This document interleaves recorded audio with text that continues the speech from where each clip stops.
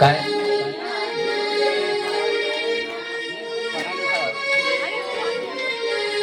कन्हैया झूले पल नान को धीरे छोटा दीजो।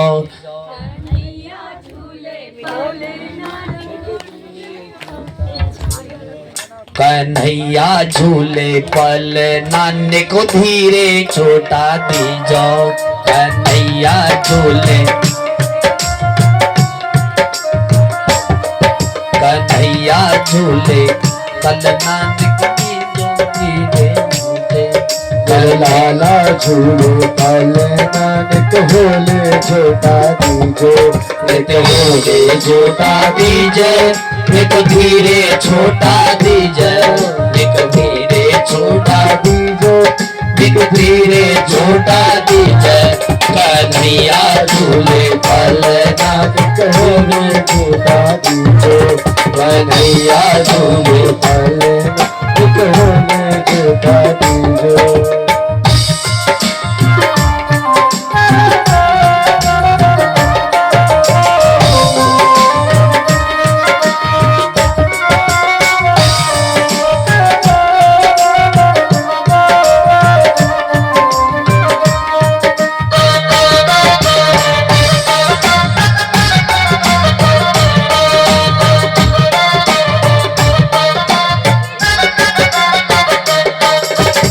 मथुरा में हरि जन्म लियो है। मथुरा में हरि जन्म लियो है। मथुरा में हरि जन्म लियो है। मथुरा में हरि जन्म लियो है। मथुरा में हरि जन्म लियो है। मथुरा में हरि जन्म लियो है। पल में झूले पलना गोकुल में झूले पल नानक होले छोटा दीजो। गोकुल में झूले पल नानक होले छोटा दीजो। कन्हैया पल नानक होले छोटा दीजो। कन्हैया झूले पल नानक धीरे छोटा दीजो।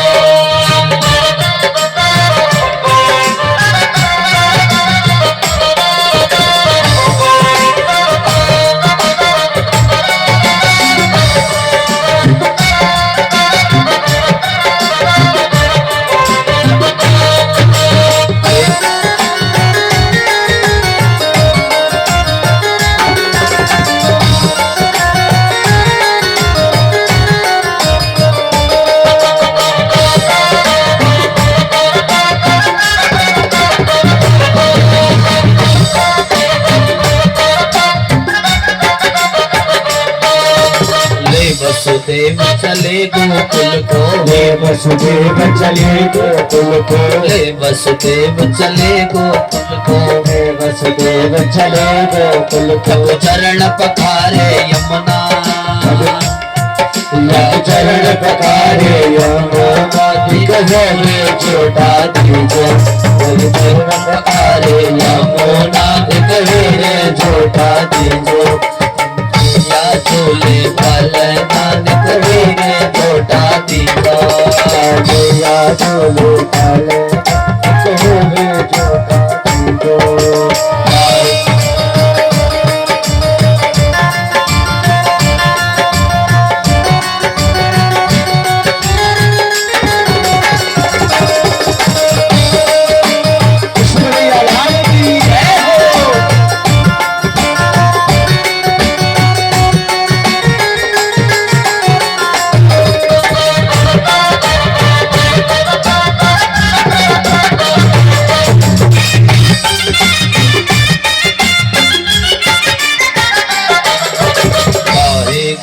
को करो है पलना। काहे को यह करो है पलना। काहे को यक बनो है पलना। काहे को यक बना है पलना। काहे को यक बनो है पलना। काहे को यक बनो है पलना। काहे को यक बनो है पलना। काहे को यह बनो है पलना। काहे को लागे कूदना गए हो छोटा दीजो।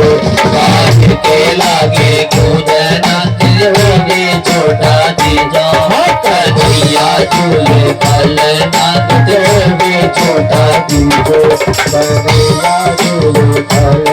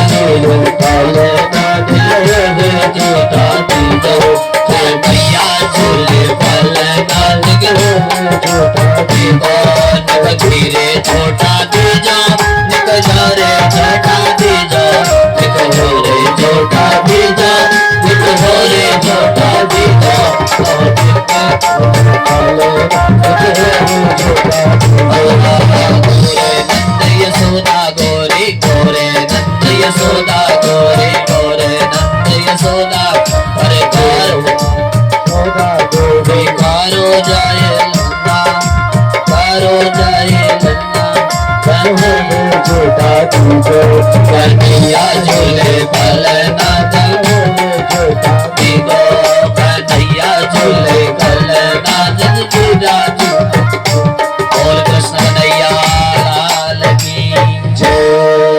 भगवान को झूला झुलाया जा रहा है। आज मानो नंद के आंगन में मानो बाढ़ से आ गई हो, पर अचानक नंद बाबा को स्मरण आया जो हम प्रति वर्ष जो है कंस को कर दिया करते थे, वो कर की तो तारीख निकल गई है। समय पर नहीं दिया, कर नहीं दिया तो कुछ न कुछ उपद्रव कर देगा। इसलिए तुरंत ग्वाल वालों को गोकुल की रक्षा कर का भार सौंप कर नंद बाबा मथुरा की ओर चल पड़े। अब देखिए वसुदेव जी हृदय में खुशी हो रही है, एक तरफ जो है अब कर देना जाना, तो मन में विचार कर रहे हैं कहीं मेरे लाला को यहाँ कोई कष्ट तो नहीं हो जाएगा, कहीं कोई उपद्रव तो नहीं हो जाएगा। शंका थी उनके मन में। अहोते देव की पुत्रा कंसेन बहवः हृता एका वशी वराज्या कन्या सापी दिवंगता। आज देखिए वसुदेव जी के हृदय में पुत्र वियोग का शोक भी आ रहा है, कहीं कोई कुछ कर तो नहीं। तुरंत वह नंद बाबा ही आनंद की चर्चा कर रहे हैं। फिर अब नंद बाबा के हृदय में पुत्र जन्म का आनंद है, तो वसुदेव जी के मन में जो है पुत्र का पुत्र वियोग हो रहा है। और वसुदेव जी शोक में सम्मिलित होने के लिए मैत्री इसे ही कहते हैं, जो न मित्र दुख होय दुखारी तिनहि बिलोकत पातक भारी। निज दुख गिरि सम रज कर जाना मित्र का दुख रज मेरु समाना। जो मित्र का दुख अपने दुख से बड़ा माने, पहाड़ से भी बढ़कर, उसको कहते हैं मित्र। मित्र चाहिए पहाड़ जैसा दुख हो और मित्र का दुख अपना दुख समझ लिए, बराबर देखे, पर्वत मानकर उसका निदान करे, उसका समाधान निकाले। इसलिए तुरंत बोले बाबा मैं ज्योतिषी पंडित हूं और ज्योतिष विद्या बता रही है आजकल तेरे ग्रह कुछ ठीक नहीं चल रहे, तो तेरे गोकुल में कोई उत्पात होने वाला है, सोई इधर उधर मत डोलो, तू बहुत जल्दी अपने गोकुल संभाल। जो गोकुल में उत्पात होने की बात सुने, सुनते ही नंद बाबा की धड़कन तेज हो गई। तुरंत माला छटकाते छटकाते कुकू करके भागे, नारायण नारायण मेरा छोरा रक्षा करे, मेरे छोरा की नारायण से करे। हे भगवान मेरे लाला की रक्षा करना, हे प्रभु।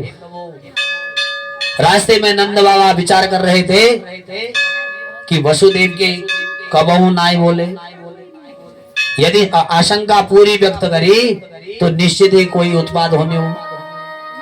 हे नारायण मेरा छोरा की रक्षा करना। भजन करते करते नंद बाबा घर पहुंच पाए। तब तक कन्हैया की तुरंत मौसी आ गई। कंसेन पहिरता घोरा पूतना बाल घातनी सिंसुरा सरनिंद्रिता पुरग्रामा ब्रजवासिनी। नगर ग्रामों में भ्रमण करती करती बाल घातनी पूतना का दिव्य सौंदर्य बनाकर गोकुल धाम पहुंच गई। सुखदेव बाबा कहते हैं परीक्षित ऐसी लग रही है जैसे बैकुंठ से साक्षात भगवती लक्ष्मी का आगमन हो गया, ऐसा दर्शन हो रहा है। पूतना इस सौंदर्य को देखकर जैसे कैसे बड़े बड़े संत ऋषि मुनि जो है देखे रह जा रहे थे। गोप्यम श्रियम दृष्ट निवागतम पतिम, गोपियों के झुंड में बधाई देने आ गई। और पूतना समझ गई काऊ को पूत के जन्म की बधाई देने जा रही हूं, मेरो नाम पूतना।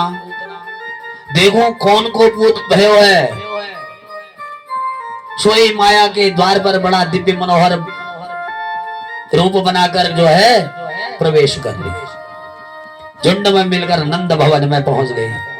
अन्य गोपियां मैया को बधाई दे रही हैं और उसने भी नाटक करना प्रारंभ कर दिया। अरे यशोदा बहन बधाई हो बधाई हो, अरे तेरे जैसी सुनी तो ही बुढ़ापे में छोरा भयो है, मैं तो खुशी के मारे रह ही नहीं पाई, बाबरी हो गई। और घर के सारे काम छोड़कर जो है मैं तुझे बधाई देने पहुंची। तेरे लाला को मुंह देखूंगी। अब तू ऐसे आंखें फाड़ फाड़ कर क्या देख रही है, मोई को पहचानो नहीं। यशोदा मैया बड़े चक्कर में पड़ गई। भगवान ये मेरी बहन कहां से आ गई, आज तक तो ये कभी नहीं आई मेरे घर, इसकी कभी सूरत नहीं देखी मैंने अच्छे भले बुरे काम में, लेकिन ये आज क्यों आ गई। शंका होने लगी। अब भाई चलो खास बहन आ गई होगी, चचेरी मौसरी होती तो विचार भी किया जाता, इसलिए एकदम प्रश्न करना ठीक नहीं है, यशोदा मैया ने सोचा। और जब तक यश को देने वाली यशोदा उनके मन में अगर शंका होने लगी है तो समझ लीजिए कुछ न कुछ संकेत उनको मिला हुआ है। तो पूतना पालने की ओर चल पड़ी और पालने में लेटे जो तिरछी निगाह से देखा, ओहो प्रभु ने जब देखा, ओहो मौसी, पूतना को देखते ही तुरंत अपनी आंखें दोनों बंद कर दी प्रभु ने। भगवान तो चराचर जगत की आत्मा है, कौन किस भाव से आया है, कौन किस भाव से आया है ये परमात्मा सब जानते हैं। कौन कथा सुनने आया है, कौन मेला देखने आया है, कौन ये देखने आया है कि इन लोगों ने भागवत किया है कैसा किया है, कोई ये देखने आए हैं पंडित कैसे आए हैं, कोई आया है संगीतकार कैसा आया है। लेकिन किसी भी माध्यम से अगर इस भगवान की ऐसी शरणागति ऐसे पंडाल पर कोई पापी प्राणी आ जाता है तो हम सबको इस भव रोग से मुक्त कर देते हैं परमात्मा।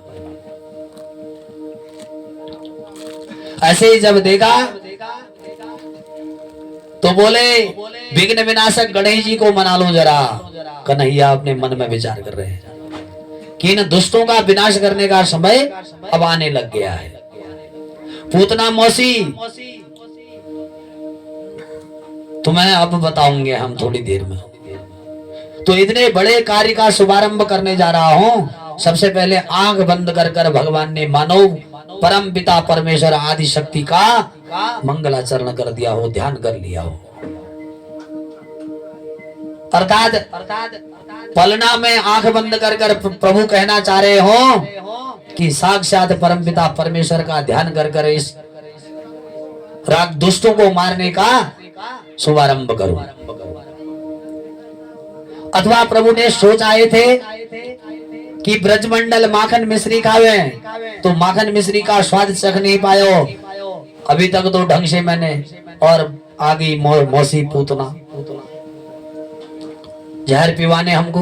अभी तक माखन मिश्री तो हम चखी नहीं हमने, गोकुल वृंदावन मथुरा की गई, और हमको जहर पिलाने हमारी मौसी आ गई। जो ही काम मेरो नाई है वही काम करने मौसी आ गई। अब तो ये मेरे भोले बाबा का अभ्यास है, सो आंख बंद कर कर भोले बाबा का ध्यान करे, नेत्र बंद की अस्तु। बहुत सारे सुंदर भाव से संतों ने सार भी दिया है, पर नेत्र बंद किए हुए जब प्रभु पूतना ने देखा समझी कि नींद आई है बालक को, और बालक सो रहा है। सुखदेव बाबा कहते हैं परीक्षित, जैसे कोई साधारण रस्सी समझकर बड़े विषधर सांप को उठा लेता है, ऐसे ही साधारण शिशु मानकर पूतना ने भगवान को उठा लिया और अपनी गोद में लेकर विषुक्त स्तनपान कराने लगी, उसके मुख पर दे दिया। गाढ़म कारभ्य भगवान पीड़िया, भगवान ने उसका स्तनपान करना प्रारंभ कर दिया।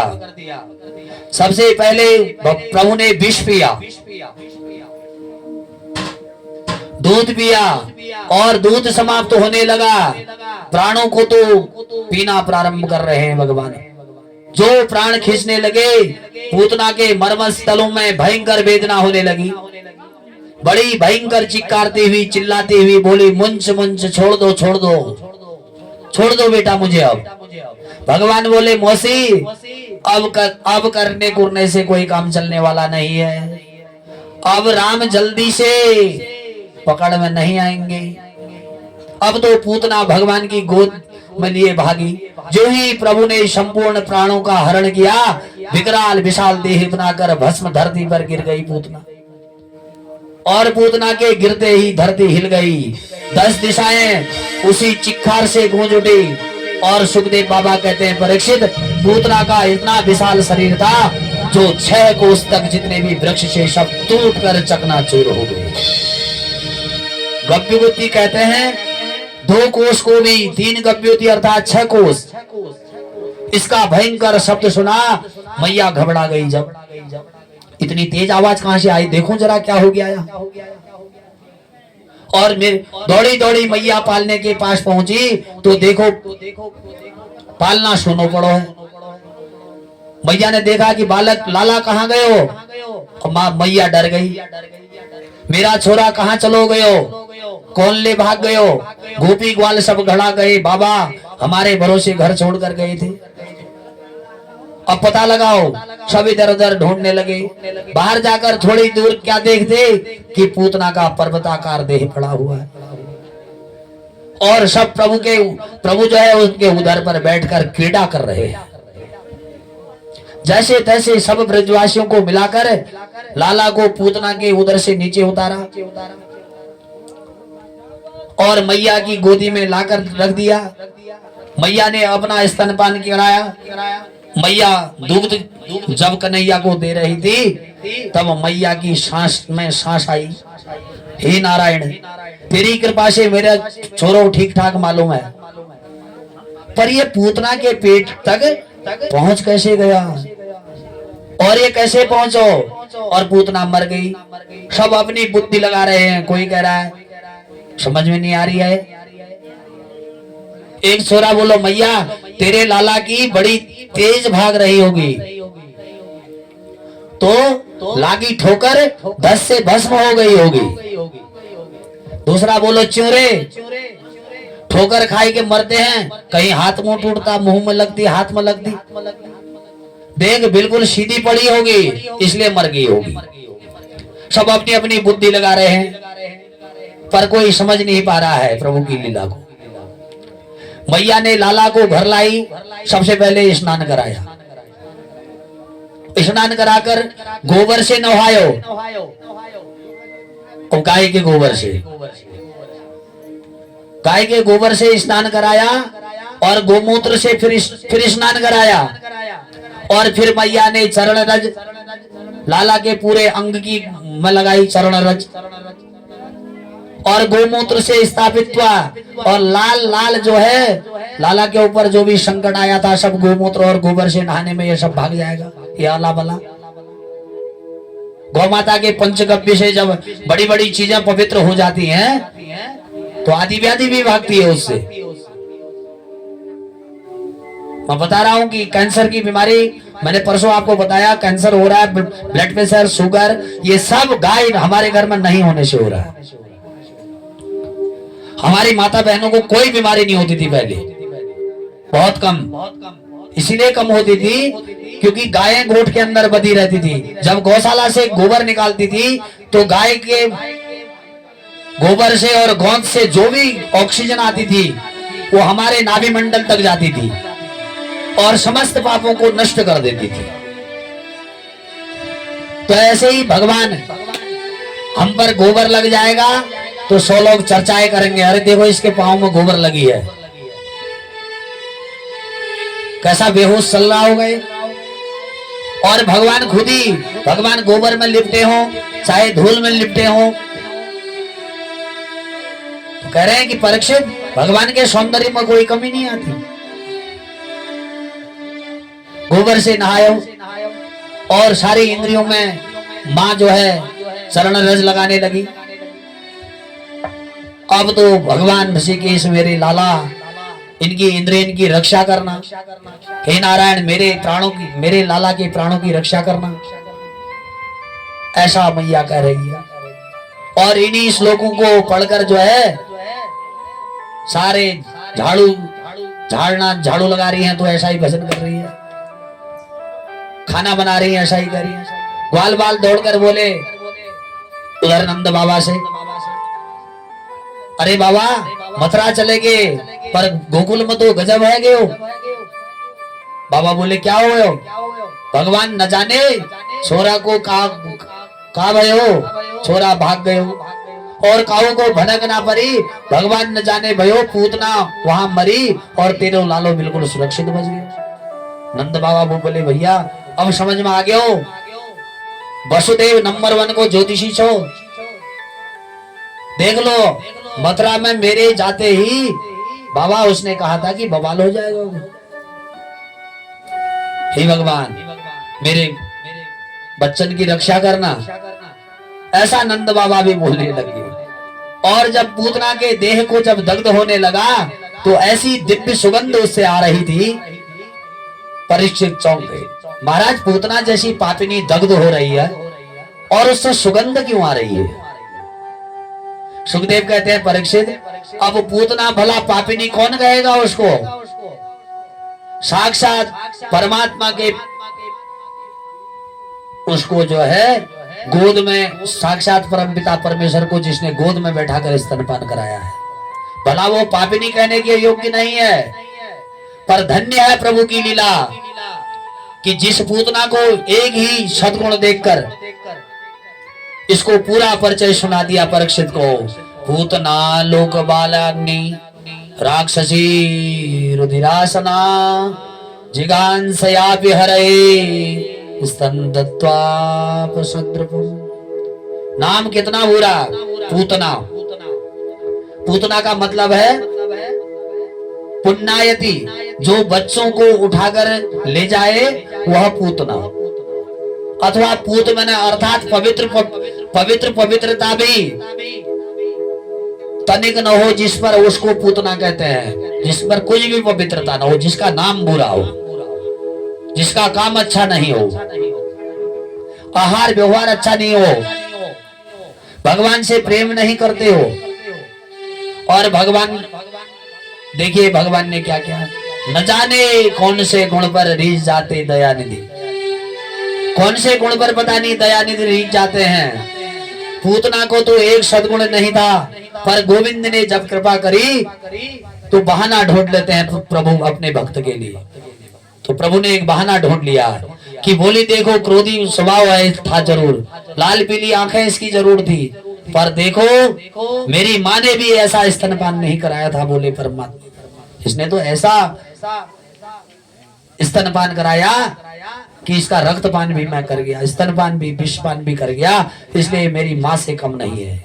इसलिए परमपिता परमेश्वर ने उसको माँ से भी ऊपर धात्रियोचित गति प्रदान कर दी। और बहुत कृपामय स्वभाव होने के कारण भगवान ने उसको धात्रियोचित गति प्रदान कर दी। बोल भक्त वत्सल भगवान की जय। जन अवगुण प्रभु मान का